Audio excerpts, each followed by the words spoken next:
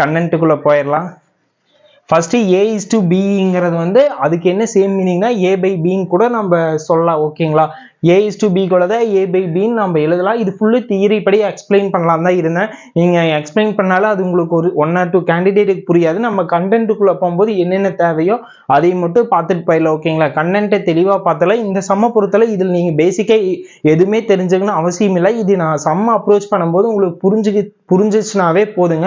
நீங்கள் இதில் வரக்கூடிய எல்லா சம்முமே உங்களால் அப்ரோச் பண்ண முடியுங்க.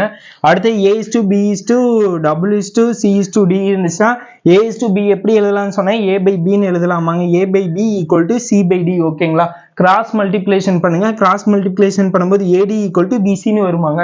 இதுதான் இதோட பேசிக். இது சம்ல அப்ரோச் பண்ணுவா. அப்போ அப்ரோச் பண்ணும்போது எப்படி வந்துச்சுன்னு சொல்லி உங்களுக்கு தெரியாதுங்க. அதனால ஒன் டைம் நான் எக்ஸ்பிளைன் பண்ணிட்டேன். கண்டிப்பா இந்த இதுல பொறுத்தளவு 2 or 3 question 1 or 2 question compulsory வருங்க. அது ஈஸியா அப்ரோச் பண்ண முடியும். இந்த 15 சம்ம மட்டும் கண்டிப்பா பாருங்க. வீடியோ பார்க்காம போயிடாதீங்க.